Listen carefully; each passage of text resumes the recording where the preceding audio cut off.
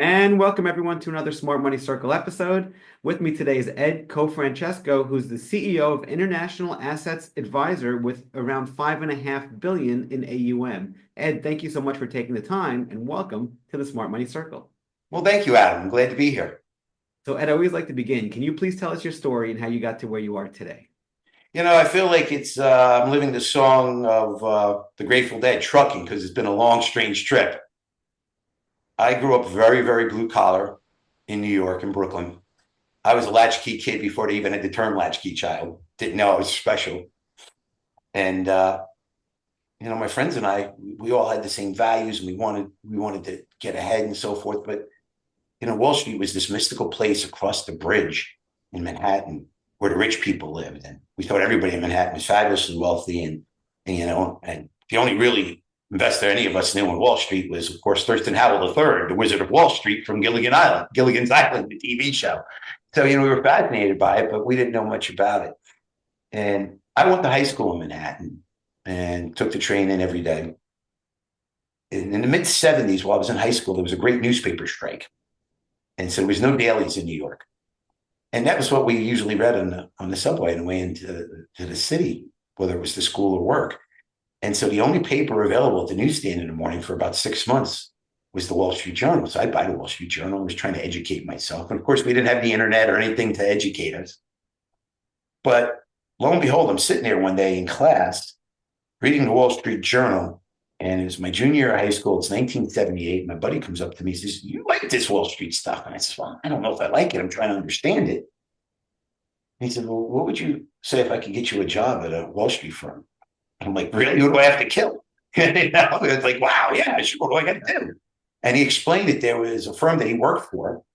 He got the job through his brother-in-law, who worked in the human resources department. Back then, we'd have called them HR would have been called personnel back then. And he said he got him the job. And he said one of the departments he did business with in this brokerage firm, I was not trying to understand the term brokerage firm, needed somebody part-time. And they couldn't advertise because there was no daily newspapers to advertise in. So they asked him if he knew anybody. So I went in that day and I started the very next day. And I remember the very first call I got was from one of our clients who was a retired Wall Street executive himself. And he asked me how the market was doing. I hadn't a clue. I knew there was this machine that I didn't know how to operate, a Quotron. And Adam, I've been doing this so long, Quotrons back then were alpha, not QWERTY, the keyboards. Wow. Yeah. And so he asked me how the market was doing. I was like, I'm trying to come up with an answer. I was like, well, I think pretty good. I walked past D'Agostino's today and I saw they had 2 heads of lettuce for $1. I think that's helping them a lot. And, such a typical New York asshole answer from me.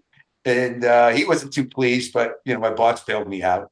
And so I learned the business, and I started off in the equity arbitrage department of Shearson, Hayden, Stone. Wow. And most people on Wall Street couldn't even spell arbitrage back then and didn't know what we did. It was like this mystical thing. And I spent the next, so that was in 78. And I spent the next, 20 plus years toiling away at various big firms. Shearson went through 1 billion mergers. And as you know, what's left of Shearson today is all part of, the Smith Barney and, Solomon and all into Citibank and Citibank mergers and so forth. But all those, and then I wound up over the years at different banks, and I worked at U.S. Trust, which was the most traditional Wall Street WASP firm you could imagine. And I kind of stuck out like a sore thumb with this, Brooklyn attitude and all the vowels in my name, but it was fun and I learned a lot. And eventually I wound up working for Security Pacific in Europe, and I was focused mostly on global investing. And that was in the early 90s. And I came back from Security Pacific, and by happenstance, as Security Pacific sold out to Bank of America, and I came back with Bank of America, my mom was doing poorly. She was living in Florida and doing poorly. And I had the opportunity to interview for a position with Raymond James in St. Pete, which geographically was pretty close to my mom. And I interviewed with a lot of the top people there, including Tom James, Oh, wow. the time CEO and chairman of the board. And they made me an offer to come on board and run international operations for them and international trading. And so I helped Raymond James for the longest time. And I And to this day, I have great respect and admiration for Tom James. Frankly, by the time I got there, I was very disillusioned. I was starting to get cynical and disillusioned with Wall Street before I left for London in the early 90s. And London gave me a little bit of a respite because London was different then than it is now. Unfortunately, the disease that affected Wall Street affected London. But my disillusionment started with, if you remember, Liar's Poker, the book Liar's Poker. Of course, yeah. And I've had the opportunity to meet Michael Lewis and talk to him. He wrote that book to be a tell-all. And he said, much to his chagrin, it became a how-to. And if you look at the number of Ivy League grads that went to Wall Street pre-Liar's Poker and then post-Liar's Poker, percentage-wise, it doubled post-Liar's Poker. And the avarice and the greed of Wall Street really turned me off. When I went to London, it was different. And then I come back to Wall Street in the mid-90s, and I was back for less than a year before I wound up at Raymond James. And I was so disenchanted. I was really thinking about cashing it in. And then I had the chance to go work at Raymond James, and I worked there for about 7 years. And I didn't always agree with everything Raymond James, or TJ, as we call Parham, wanted to do. Sometimes I had a different philosophy, but I certainly agreed with his ethics and the way he valued the individual investor. So even though Raymond James had built up a big institutional business and an underwriting business and everything that goes with capital markets, at his core, Tom James still, the individual retail investor, was primary to him, because that's how the firm was built, and that's what he loved. And I had just tremendous respect and admiration that there were still people on Wall Street that had great ethics. I eventually went back to Wall Street working for Lehman Brothers, who treated me phenomenally. Although I didn't necessarily like what I saw in the firm, and I'm sure we can talk about that at some other point, but they treated me really well. But they wanted me to move full-time back to New York or possibly London or Japan. And frankly, I had lived in London before, and I had been to Japan many times. But at that point in my personal life, having 5 kids, that really wasn't in the cards for me. I would have, like one of my friends took a position in Japan, and he was there for 3 years. He commuted from New Canaan, Connecticut to Tokyo for 3 years. Wow, that's brutal. Wow. I couldn't do that. He did that. I couldn't be away from my family for that length of time, seeing them a few times a year. He was doing it monthly. He'd come home once a month. It's still brutally long trip. It's just not who I am. So I said, you know what? I'm quitting, and I'll find something to do in Florida. Lehman didn't want to let me quit, so they created a position for me in Florida so I could stay in Florida. I was there with them for about a year when what was the predecessor company to this company, the original International Assets, was a publicly traded firm. They asked me to come on board as their head of capital markets. Eventually, I was the COO. I became acting president because things really hit the fan when the planes hit the towers on 9/11. I rescued the firm, rebuilt the firm. Eventually, we sold the firm to other investors. It's still a publicly traded firm. They've gone through very many iterations.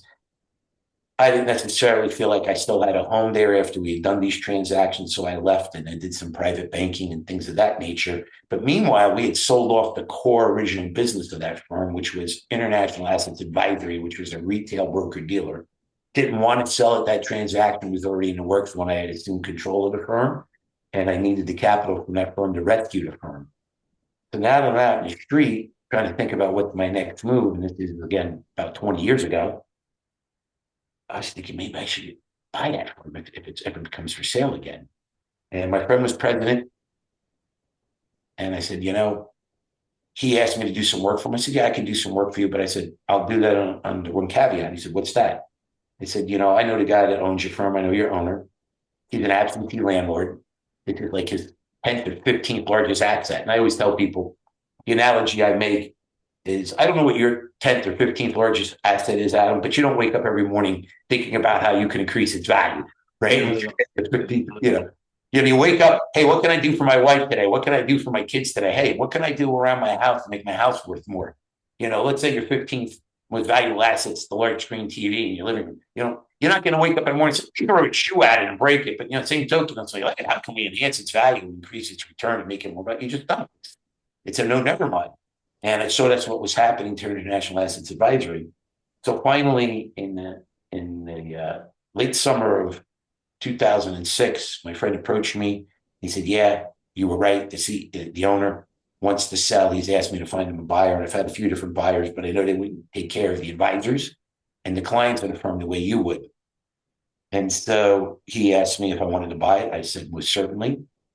He introduced me to somebody else that I already kind of knew, and I'd had lunch with many times, and said he had an interest. Maybe the two of you should buy it together. So that was my original partner in the firm, and that gentleman and I bought the firm. Eventually, we had a parting of the ways after a few years, but I was the CEO from the get-go in late '06, so 19 years ago. And what was my strategy? They always say imitation is the sincerest form of flattery. That I'm just going to copy the Raymond James footprint. We're going to be an independent contractor firm. We had all legacy W-2s at the time, and we're going to change into an independent contractor firm. I said the difference for me is I never want to be as big as Raymond James got, and there's no right or wrong. I used to talk to Tom James, used to run into Tom James in the hallways and the elevators, wherever in the company, and I could see there was a little sadness in him in that I knew a lot more people in the company than he did at this point, because at this point we had a few thousand people when I worked for Raymond James in the 90s and early 2000s on corporate campus in St. Pete. And the company had grown so big that he didn't know all the people in home office anymore. And I got that. And it was nothing wrong in growing the company that big, but I could see that he missed the intimacy that he had 20 years earlier, 15 years earlier. But he chose one path. I said, I want to be as big as I can be up to a point. And I want to keep that intimacy. I want to know all my employees. I want to be able to come in. And as you can see, I have a huge personality. I come in, I want to goop on some people. I want them to goop on me. Like one day I came in and I started telling them, you all smell. I hate you guys. You all smell. They're like, what are you talking about? We don't smell. And I says, what the hell is that between your eyes? What do you call that thing? And they go, our noses. And then what do you do with them? Oh, yeah, exactly. That's great. And I want to have that fun and intimacy. It's not about being as big as we can be. I don't believe bigger is better. I say this all the time. I believe better is better. And so that's been our core philosophy. So as I started to approach 60, of course, I'm sure you know from our industry, everybody in the world wanted to date me and tell me they wanted to marry me and have children with me. I'm using that as an euphemism to buy me out, because none of my kids are in the industry. They all went their own different ways, and I encouraged them to do so, but I needed a succession plan. And even though my risk tolerance is much higher than 99.9% of the people, I'm not stupid. As I got older, I realized that if I didn't continue to grow the firm smartly and thus push more money in on the table, we would eventually die. And I figured we had a good run that we could still go another 10 plus years, but eventually things would change. And I owed it to my advisors, particularly my younger advisors. I wasn't too worried about the advisors that were my age, because I figured if I stuck around 10 or 12 years, they'd ride off into the sunset with me. But, my 40 and 50-year-old advisors, what would happen to them when I cashed it in and you said, I'm done, and I walk away at 65, 70 years old? Or more importantly, what happened if I died? And this is something I've had conversations with other CEOs of firms my size, smaller, or, even bigger. I'll say to them, guys, I assume that your family's well provided for. You've probably made a lot of money like I had. And I assume you have big insurance policies on yourself. And I'm like, yeah, okay. But what happens if you die to your firm? Oh, my firm. Yeah. So what happens to your advisors? What happens to your home office staff? And you're like, yeah, hello. And so I was looking for the right deal, and I got approached by every PE firm, every aggregator, and all the usual suspects. But fortunately, I was making more money than a lot of my peers. And I said, yeah, I'll let you look at me. I always felt like I was Don Corleone in Godfather. I wasn't going to do business with Salazzo. There was not a chance. Right. But I was told he was a serious guy, so I'm going to sit down and hear what he has to say. So I let all these guys do due diligence, and I'd walk away. I know there's one firm, I won't say who, they kept doing due diligence and kept extending. I'm like, sure, but we're never going to get a deal done. And finally, we're getting nearer to the end, and they're like, oh, we're going to take these guys and not that guy, and we're only going to take two of my home office staff. And the banker that was representing me said, I know you hear this all the time, but Ed's a different character. He's not going to do the deal. Right. And they didn't believe me. And I politely told them to go, you know what, and how, right, in a very, the way Brooklyn people do, which of course is using the King's English and being extremely polite. And they were shocked. So then they came back and folded and acquiesced on every point. And they said, you must think I'm stupid. Okay. You must think I'm stupid. I know what happens. I'll be around for a year or two as a figurehead. And as soon as I'm gone, you're going to walk through the halls and yeah, you're going to put bullets in everybody.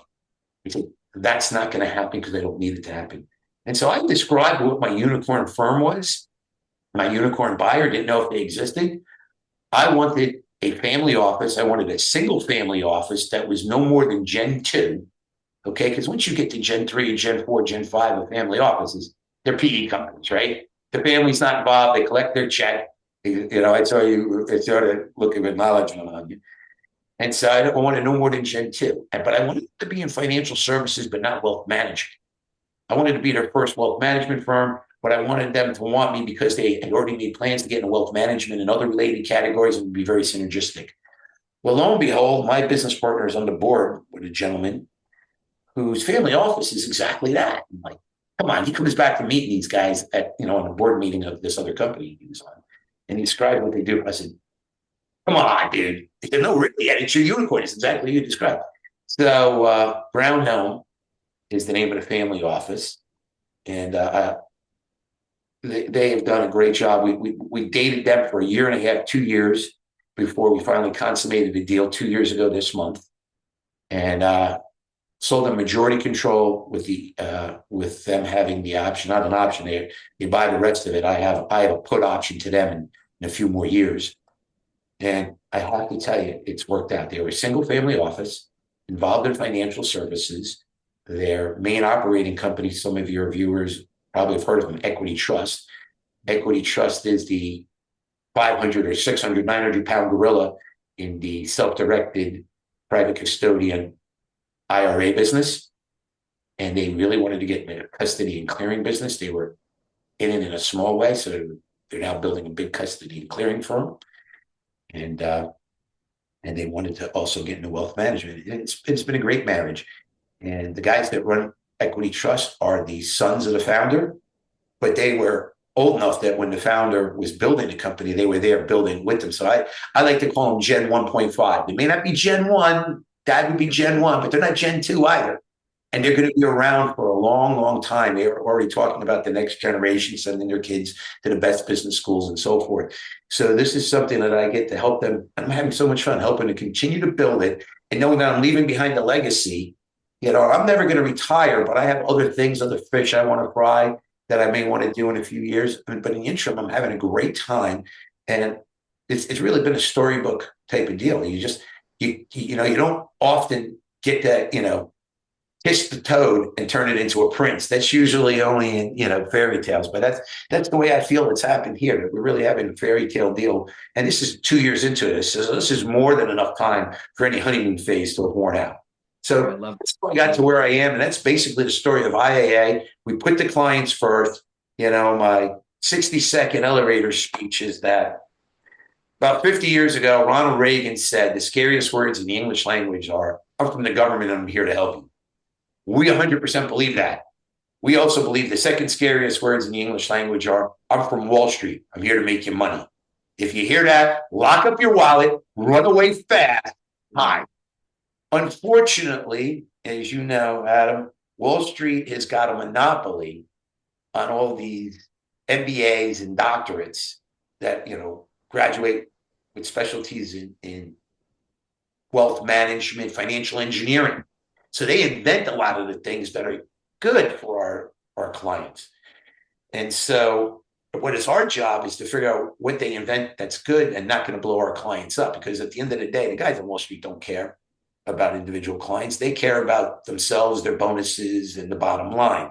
So I tell people all the time, we're not a Wall Street firm, we're a Main Street firm, but we work with Wall Street. Our clients are Main Street, and we work with Wall Street to help our clients navigate the waters of Wall Street and avoid the mines that can blow them up. And our job is to help our clients increase their wealth, and anybody that thinks they're just going to get wealthy from investing is sadly mistaken, that. But we're going to help them increase their wealth, protect their wealth, help them reach their goals, financial independence, retirement, fund their children's education, grandchildren's education, and help them pass on as much money to the next generation as possible. We're also going to help small companies go public, or we're going to help small companies raise money pre-public so that they can grow and help fulfill the American dream. And if we do all those things well, we take care of those clients and we succeed in doing that, we're going to get paid pretty handsomely. But the first thing is help the client succeed. And there's been many people over the years that I have as advisors that have been big producers for us. But if I lost faith that they weren't putting the client first anymore, I'd execute them. And it's funny because we have a reputation as a firm for giving people a second chance, because I believe in that. I believe in second chances. But there's one thing I won't tolerate: not putting the client first. And if I don't believe you'll put the client first, we had a story years ago. We had an advisor that he wanted to do something and we disagreed. And I said, well, we can have an agreement to disagree, but I think what you're doing is wrong. The technique he was using, I won't get into too many details. And he thought it was right. And I said, well, if you're so convinced that this is right, I'll let you do it, but you're not going to charge anything for it. And then boom. He's like, what do you mean by charge? And I'm like, listen, I think you're wrong. I think your whole theorem in this is wrong. But if you're so convinced that this is in the client's best interest, you should be doing this for free. Then we should do it for free. And he absolutely said, I'm not going to get paid for it. I'm not going to do it. I said, good. Then you can give me your resignation by 4:00 today, because if you're done, I'm going to fire you. Because now you just told me you're not operating in the client's best interest. Right. That makes sense. Very smart. Okay, beautiful. So Ed, thank you for the overview about you and the company. It's like Raymond James, but like you said, a more intimate, smaller session. You have a succession plan in place now. You always put the client first. Always do the right thing, have ethics, which is a great, admirable thing to do, of course, across all industries, especially in this business. Let's talk about risk management. Ed, how do you handle risk, and what are some mistakes you see people make with respect to risk management? So, I'm going to go first.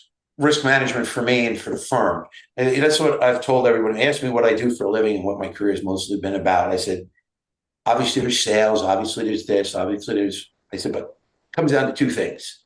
I'm a professional father, managing a firm, running a firm with a couple of hundred advisors and, 30 or 40 home office staff supporting them. So I'm a professional dad. I'm here to be a sounding board. And I'm here to, try, Sally doesn't get along with Joe doesn't get along with Mary, and nobody gets along with Bob, and let them, try and work things out. And, as I always tell people about children, I love when people don't have children. So I'm going to treat all my children the same. I'm like, wow, you're going to be a horrible parent. I'm going to treat them all equally, but not the same, because they're all unique and different. Right. And the second thing I am is a professional risk manager. Now, what I manage and the risk I manage is different. The risk I manage is taking on an advisor, maybe giving him a second chance, and maybe what he's told me about what happened the last time is a lie, and I got to try and evaluate that. And then I have to try and observe what they do after we bring them on and see if they're fulfilling what they said they were, and seeing if they're being truthful or not. And, that's managing that type of risk. We have to manage the type of risk, the types of investments that we put on our platform all the time. And although I don't sit on the risk committee that evaluates new products, I certainly appoint those people in the committee. And then I have them, after they approve something, I have them basically pitch it to me. I want to see what we have, that's my firm. And I'm responsible morally, ethically, legally for what goes on. And so, this is about, I'm a big believer. Let's collect all the facts and then see what the situation is, whatever it is. Too often people jump to a conclusion in whatever we're talking about, and then they only look for the facts to fit their narrative. So one of the big things you got to do in risk management is collect all the facts. Collect all the facts. You and I were talking before we went live on your book, Behind This Psychological Analysis. Do not get emotionally involved. Yeah. Collect all the facts. You ask me what people do wrong in their own risk management. And the thing that I see wrong all the time in this industry, I've been watching it I've been in this industry since September 1978. I'm one of the old timers. Now there's guys that are older than me, but there's very few guys that are older than me that have more years on the street than me. Okay. So obviously I've been doing this for 46 years. People are too emotional and they fall in love with their investment thesis. Okay. And I tell people all the time, you can't be emotional. You can't fall in love. You can be 100% right, and the market You're just off in timing. Okay. And then you get screwed. I use this example. I'm sure you know them, Adam. I hope a lot of your viewers know these guys, but if they don't, remember long-term capital? Yeah, actually, go ahead. I'll tell you afterwards, but go ahead. I had a lot of friends at Solomon. Okay. Scholes, Merton, and John Merrill. Is there any doubt if you're sitting in a room with them who the smartest guys in the room were? He's one of the friggin' smartest guys in the room. Okay. They were clearly the smartest guys in the room. And he almost took down our entire economic system at long-term capital. Yep. And you know what? None of their bets were wrong. They just ran out of the money to cover the margin. Yep. If they could have come up with the money and gotten another 3, 4, 5 months in it, they would have made billions upon billions of dollars. These were the smartest guys in the room, but their bet wasn't wrong. They just got the timing wrong and they couldn't cover the margin. And I tell that to people all the time. Don't fall in love with the idea. I'm going to sell my house today and I want to, $22 billion. Listen, your house is worth what the market tells you. I have a house for sale right now. It was a house that belonged to one of my kids that I owned. I owned the house. And if I had sold it a year and a half ago, I could have sold it for, it's nice. I'd say put up from a starter home, maybe, nice young family neighborhood. I could have sold that house for close to $500,000. Right now, it's in the market for 4.25, and I'm not getting any bites. Getting a lot of looks, not getting any bites. What does that tell me? My house is overpriced at 4.25. Fortunately, I don't need to sell it, so I have another kid that's going to move in. I got a lot of kids. I got like spares of them. So I have another kid that's going to move in. He's getting married in the near future, and he'll move in there, and it'll be a great starter home for him and his wife for a few years. And we'll see what the market brings then. But the market is not wrong. You're wrong. You're either wrong on your investment thesis or you're wrong on your timing, and accept it. And I see this all the time. People are like, it's sort of like when you play roulette. And I've heard for years and years, the greatest invention in casinos is when they put up that roulette tote board 40, 50 years ago, right? Because people see blacks coming up 7 times in a row. So range do. Nobody told that little white ball going around the damn circle that red is due. It doesn't know that. The market doesn't owe you anything. The stock is not due to go up. And this is what I see. And then I always tell people, what's your exit strategy? And look at me. Exit strategy on everything. I never buy a stock without having an exit strategy. Have an exit strategy. Where do you want the stock to go? Where do you think it's going? And how much are you willing to lose before you say, I'm out? So trailing stops are your friend. Okay. If I buy a stock at 100, my trailing stops typically 20%. That stock goes to 80. And let's say I was expecting it to go to 140. If that stock goes to 80, I'm out. I might buy it back at some point in the future and reevaluate down the road. But I'm out. I was wrong. Accept it. Lick your wounds, move on. But between emotions and ego, people get in their own way all the time. Okay, so I absolutely love what you're saying. There's 3 things that jump in my head here, literally from the book, and then one of them from the show. So I actually interviewed one of the guys who co-founded Long-Term Capital Management a few months ago on the show, and he told me the crazy story, and he talked about the biggest, when I asked him about the risk question, he said it was all about sizing. He goes, if you knew the market was going to go up from, let's say, from 10 to 100 over the last 100 years, he's making up numbers, and you would say, okay, give me all the money I have times 5, so 5x leverage, you'd be wiped out 4 or 5 times along the way because you didn't size your bet properly, so to speak, right? So right. Position correctly. So he goes, in 1987, when the Dow fell 20%, over 20% in a day, if you were 5x leveraged, you'd be wiped out in one day. So even though the market's going from 10 to 100, you were quote unquote right, but the size would kill you. So that was a really good line. And then second thing you talked about was the emotions and finding the logic that justifies the decision. That's called confirmation bias, right from the book. It's one of the cognitive biases we all have. And then the third thing, and you talked about with the stops, is the 3 magic questions I always ask before I enter a position is, where am I going to enter? Where am I going to exit? And how much do I risk if I'm wrong? Period. No ends, ifs, or buts about it. People still don't get this. Yeah. They average down. Are you stupid? Oh, I loved it 100, so 50, I really love it. And it's the same thing, by the way, with people who gamble. And this shouldn't be gambling, but I like to play, in particular, I like to play craps. But all gambling, the only way you beat the house has got the vig, right? That's the reality. Advantages to the house. And of all the games in a casino, you know, other than blackjack with a positive shoe, which card counting you can't do in so many places, and now they make the shoes so many cards, they don't let you in mid-shoe. You know, not even the Rain Man can probably card count anymore. But in craps, the house is advantage if you play properly at 2 times odds, whether you play, you know, right way or wrong way, which is betting with the pass line or against the pass line. The odds are 0.6%, 0.59, depending on how you want to round for the 2 different ways, the main ways to bet. So the house's advantage is 60 cents on every $100 wage. So how can you win in that? You can win on that. It's about risk management, money control, right? Bet small until you start winning. Only increase your bets on a winning bet. As soon as you lose, go back to the original increments and grind away at the house. Because what you're looking for is a nice hot streak where all of a sudden, you know, you've won, you can increase your bet, you win again, you win again, and win again. As soon as you lose, go back to your original bet. And if you have a long losing streak, don't ever get on too long of a losing streak. Don't do a death by 1,000 cuts. If you grind away, since the house's advantage is so small, you have a chance at beating the house. Otherwise, all those big, beautiful buildings in all these cities around the world, starting in Vegas or Macau or anywhere else you want to go in the world, they get built because the house is suckers. Seriously. But, you know, so this is what we got to do. So, you know, risk management and is so important. It's all about it. And the other thing I tell people, this is a marathon, not a sprint. Okay. And so it's the same thing. And going, and you know, your point about sizing, one of the things, if you ever read books on gambling, I don't know, do you partake at all in gambling? Just talk about bankroll sizing. Yep. Exactly. You can't sit down at a craps table or a blackjack table that's $100, all right, minimum, with $1,000. You can't have 10 bets. Yeah.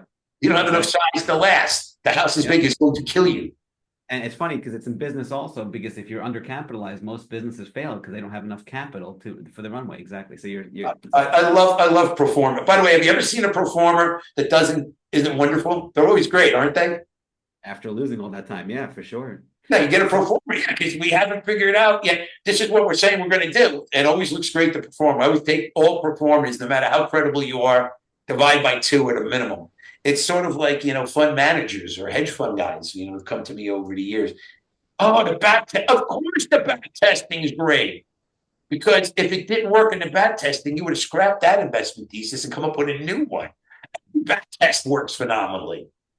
Yeah, someone told me one time, an allocator, he goes, Adam, I've never seen a back test that looks bad, because by the time they present it to me, exactly, it's only the good ones. So, all right, next question for you, Ed. I love this, by the way. Let's talk about timeless lessons you've learned along the way, business, life, parenting, fatherhood, anywhere you want to go, and timeless mistakes, please. Well, I'm going to start. I get asked this a lot about leadership. I'm one of these type of guys that gets drafted every time. So a lot of times I don't join organizations because I don't have the time or the patience to lead yet another organization. Whether it's been volunteer organizations I join, I always wind up becoming the CEO, president, what have you. Here, just living in my own community. I live in a very affluent community with a lot of super successful people, just as smart, just as successful as I am. But guess who's the HOA president? Right. And I blew my wife's mind because I said, yeah, you know, there was a couple of things I wanted to change in the neighborhood a couple of years ago. And she said, well, you're going to run for the board. I said, no. She said, how are you going to change it? I said, I'm going to be president. She said, well, then you're going to run. I said, honey, please, this is me. I don't have to run. And went to the next meeting and she said, you're not putting your name? Nope. They're going to ask me to be president. And that's exactly what happened. But the greatest lesson I know about leadership, before you can be a good leader, let alone great leader, you must learn how to serve. Got to serve. Got to serve. You know, Bob Dylan had a great song, Got to Serve Somebody. Okay? And it's so true. You got to serve. You know, as you know, a lot of police departments around the country have that on the side to serve and protect. If you're going to lead, you got to serve. Very early on, I met a man in the industry, and he was at one of these company functions where he had to introduce himself. And I'm not as high up on the totem pole as he was yet. This is 30 plus years ago. And he had just become a regional manager for the firm we were with at the time. He said, I'm a regional manager he was on the retail side. So he's a regional manager of advisors. And he said, today I serve 200 advisors. Before that, I was a branch manager in such a city where I served 35, 40 advisors. I work for 35 or 40 advisors, he said. He flat out said, he said, now I'm going to be working for 200 advisors. He got it. It made such an impression on me because he absolutely got it. And the second thing about leadership, nobody cares how smart you are. And I'm sure you've heard this. It's a cliche, but it's so true. Cliches are cliches because they're true so often. Okay? Nobody cares about how smart you are until they know how much you care.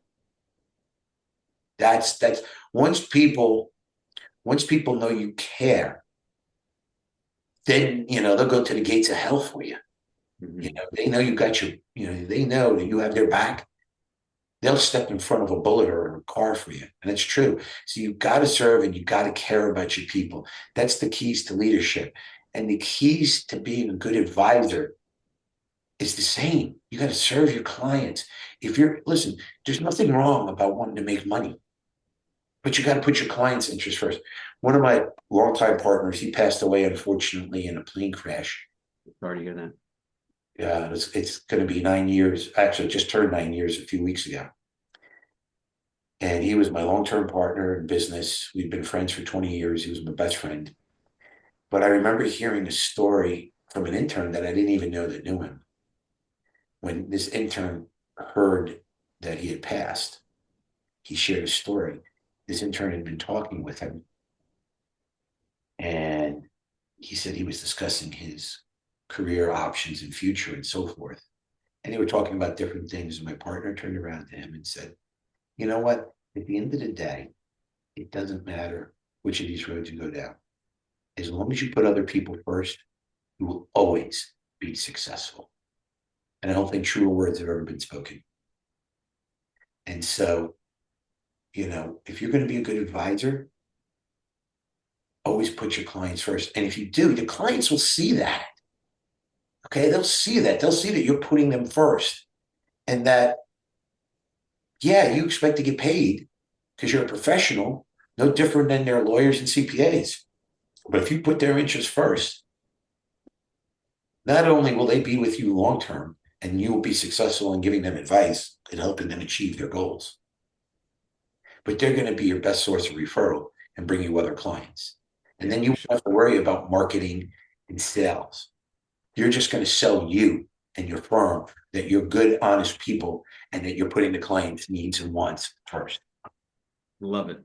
Well, Ed, thank you so much for taking the time. Final question for you today. What's the best piece of advice you'd like to give the audience or your 30-year-old self? I started making the most money in my life, Adam, and I tell this to all young people. Do what you have a passion for.